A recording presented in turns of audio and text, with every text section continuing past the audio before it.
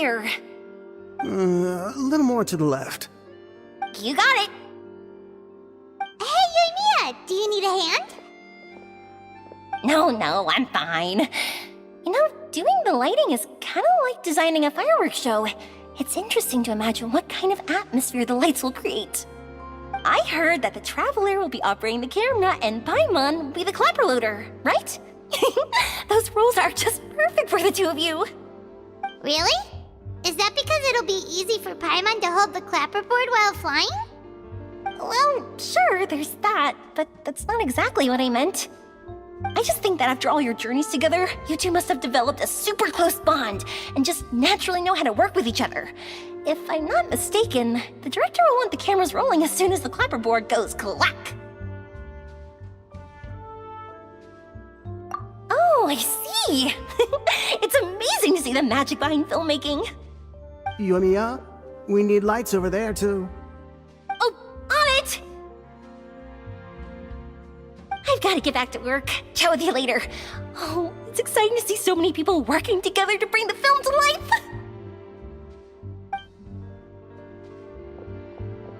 Seems like Yoimiya's really getting into it.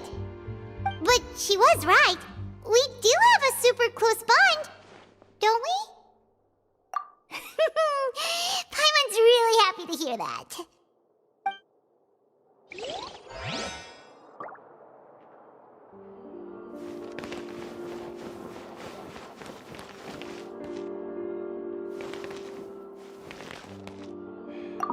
If you want to, just Ayaka has mentioned you to me before. She said that you two were great friends when you were kids. No talking. I'm thinking about how to do your eyeshadow. Ah, yes. To help me really look the part.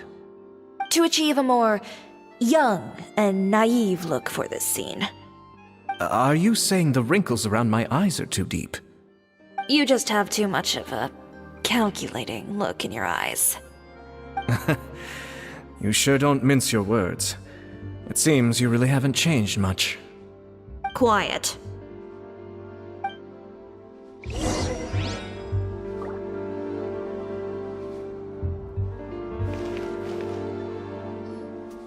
So, this is a real musket? No, it's just a prop weapon. Not bad. Have you seen a real musket before? Only in books and newspapers. I made this one based on the relative shape and proportions I saw in reference images. When we're filming, some special gunpowder will be applied around the muzzle, which will help create the flash and smoke effects of a real gun being fired. Which means it'll be up to the actors to portray the recoil. That's right. The sound effects for gunshots will also be added in post-production. Thank you, Veronique. I think I know where to start now. However, the musket's gears and firing pin could still use some work. Adding some wear on the metallic components will make them appear more realistic. Also, be sure to rub the muskets with some oil each time before we start shooting. That'll give the impression that the firearms have been well maintained. Good point. You seem to know a lot, Miss Chevres. I assume you use these types of firearms on a regular basis? Yes, I perform routine maintenance on my weapons every day. Just like we as people need to eat and sleep, muskets need to be cleaned and maintained. I also perform similar care for my sword every day, and familiarize myself with its shape and weight, to the point where it feels like a natural extension of my body. Yes, this way, our weapons will never betray us in the heat of battle. Yes, well said. It seems we have the same philosophy on this topic. Oh, sounds like they found a common interest to talk about. Though these props differ from the muskets I use, I can still give you some pointers. Good. I look forward to your instruction. First and foremost, never point the weapon at anyone, regardless of whether it's a real or prop weapon or whether you're holding it or it's on the table. This holds for any time when you're not actively engaging an enemy. Okay, understood. When aiming the musket, extend your arm so that it's level with your shoulder and use your eye to look down the weapon's sights. Like this? Not bad. Now, try saying your lines. This is the end of the road for you. Good. Now turn your body a little. That way, you'll give your enemy less of a target to work with. And relax your shoulders. Here, allow me to demonstrate. This is the end of the road for you. Huh. Excuse me, Miss Chiori. Director Farina, there's something I wish to discuss with you. Oh? What is it? Like this? Yes, much better. What do you think? I do see your point. But are you sure you wish to do this? I believe it would be most fitting. Well, if you insist. All right, I understand. Miss Ayaka, Miss Chevres, could the two of you please come over here? Huh? What's going on? Are we gonna start filming now? Let's go see. What is it? I have a question for you, Miss Chevres. Would you be willing to play the role of a musketeer? What?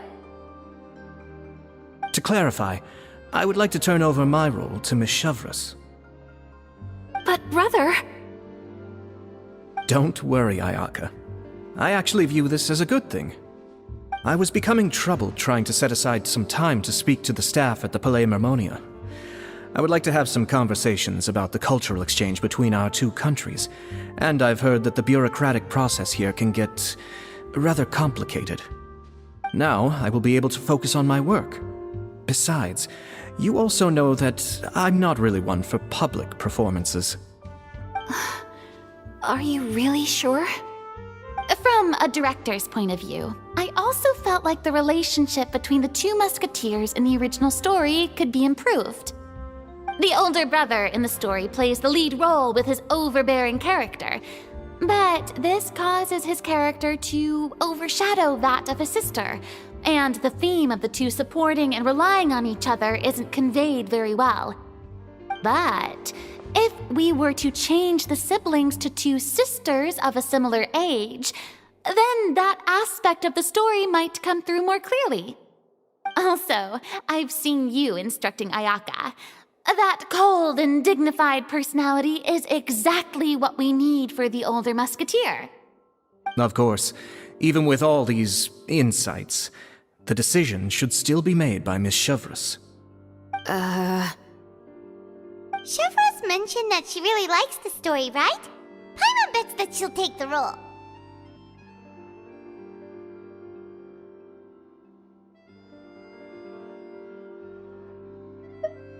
All right, I'll take the role. Good! It's decided then. I'll get started on making edits to the script. We'll also need to make some immediate adjustments to the lighting, props, and costumes. I have a feeling that our adaptation will be even better than the original story. You're doing a great favor for me, Miss Chevres. You have my gratitude. Don't mention it. I like this character, so if anything, I should be the one thanking you. Well, since my brother is the one who brought up the idea, I suppose there's no need to worry. Let's go, Miss Chevres. I look forward to working with you. Please, just call me Chevres.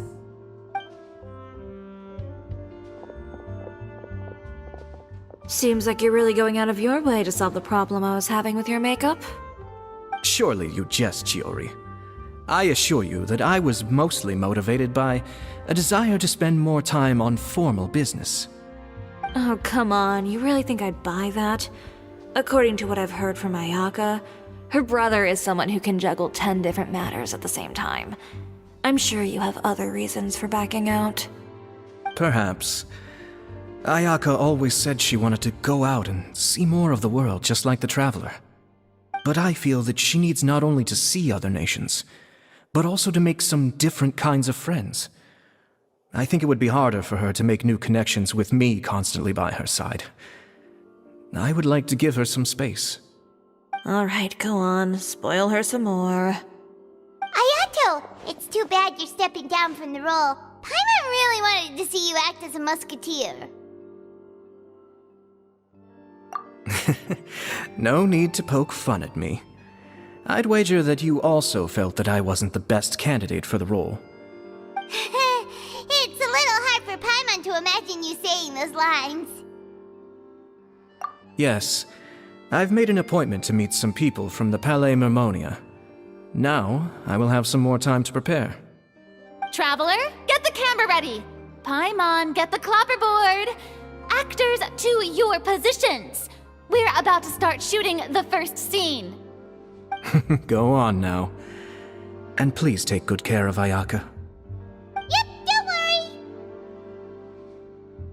Thank you. I look forward to seeing the film when it's finished.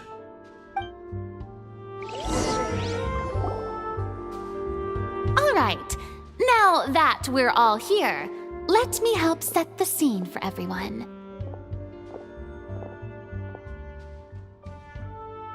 The first scene takes place when our two main characters are still living at the Baron's estate. They've been ostracized and verbally abused by others in the household, but they still have no idea why. We want to capture how naive and innocent they are despite their pain. Chevres will be playing the role of the older sister, Tulip, and Ayaka will be the younger sister, Iris.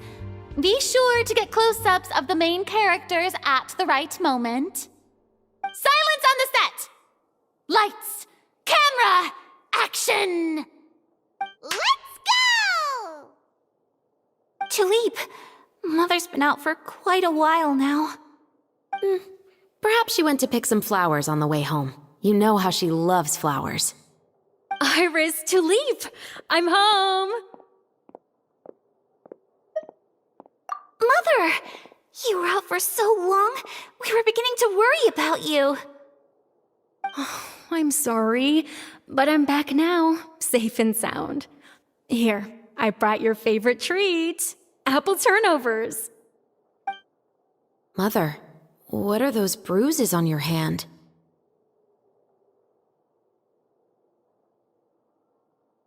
Huh? What bruises? Oh, I must have bumped into something while I was working yesterday.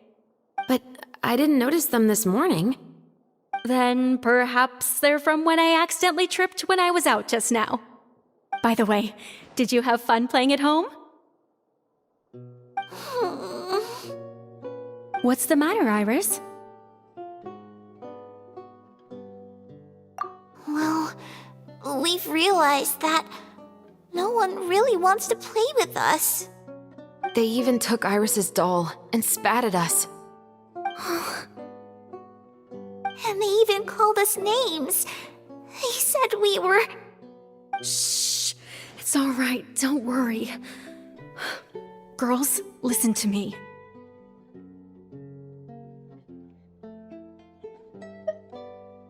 It doesn't matter what anyone says. Don't listen to them. No one can define you with such words. You both have wonderful lives ahead of you. Just like your names. You will both blossom like beautiful flowers. Maybe your time to blossom hasn't quite come yet, but one day, you two will bloom more beautifully than anything else. Don't let the soil you're in now ruin your future beauty. Understand? My dear daughters. And cut! Not bad. The actors' emotions were all on point. Let's keep that take. Also, if our clapper loader could avoid shouting at the start of the scene next time. Oh, got it. Great. I was a little worried that my nerves would get the better of me. What about you, Chevres? I felt fine. The lines weren't too difficult at all. Seems like Farina must have adapted the role nicely. You two were great. I couldn't tell it was your first time acting in a film. You should have more confidence. Thank you for your encouragement.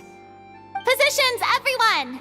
We'll move on to the next scene after we try a few more camera angles.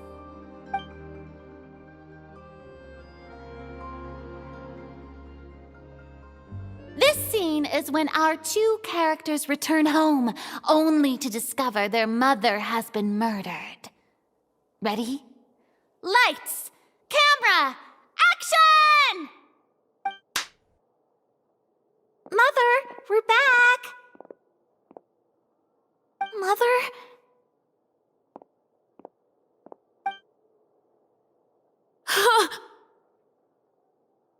What's wrong, Tulip?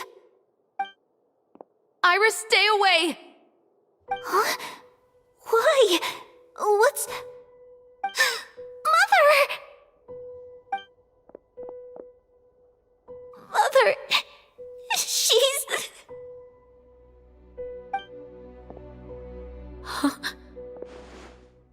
There's poison in this cup. Huh? I could have sworn I've seen this kind of cup before. Those aristocrats.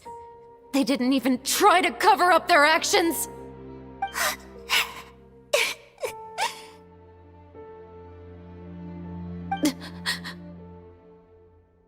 Iris, we need to leave this place. Leave? But now that Mother is gone, where can we even go? Anywhere. All I know is that we can't stay in this house.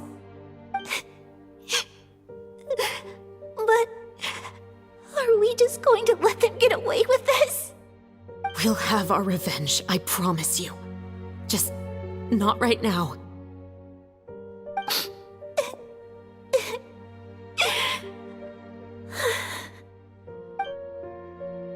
Come on, let's go. No, wait. We can't just leave Mother here like this. At least let me leave this rose with her. That's why we went out in the first place. To buy her this flower. All right.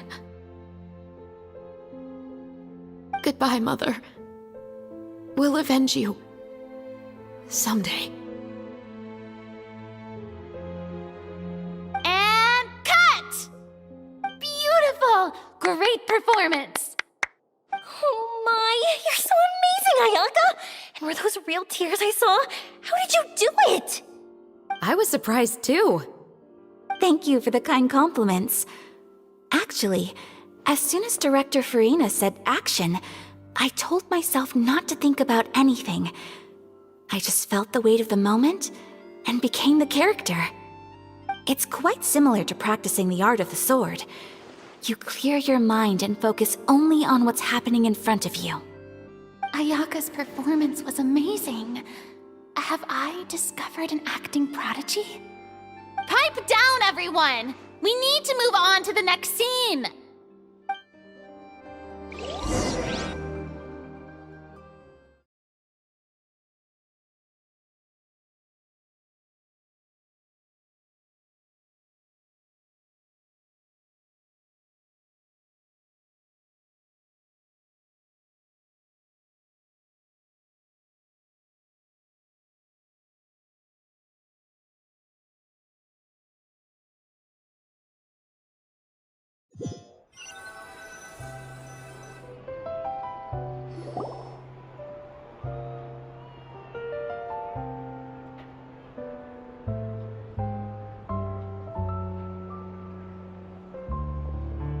Huh?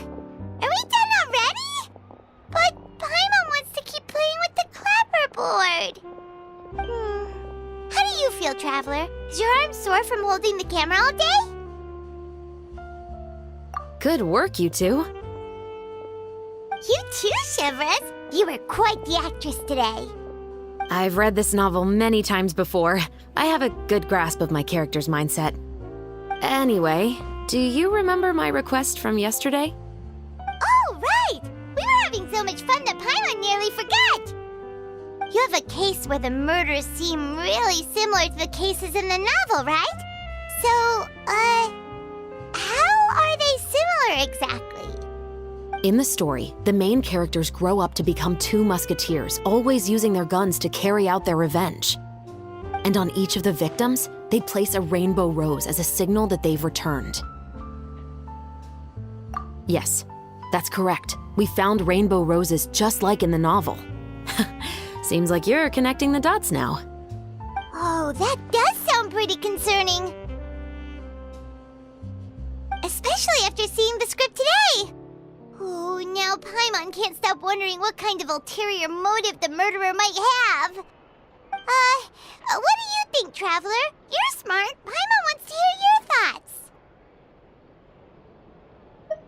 Good. On behalf of Fontaine's Special Security and Surveillance Patrol, thank you for your dedication to justice. There's no time to lose. We should start investigating right away. Follow me. Huh? Right now? But we just got done filming all day. Paimon's so tired. The most valuable intel always comes after nightfall. They are like small, remote islands in the middle of the sea. If you don't stay vigilant, you will pass right by them in the fog. That's how one of my favorite books always puts it, at least.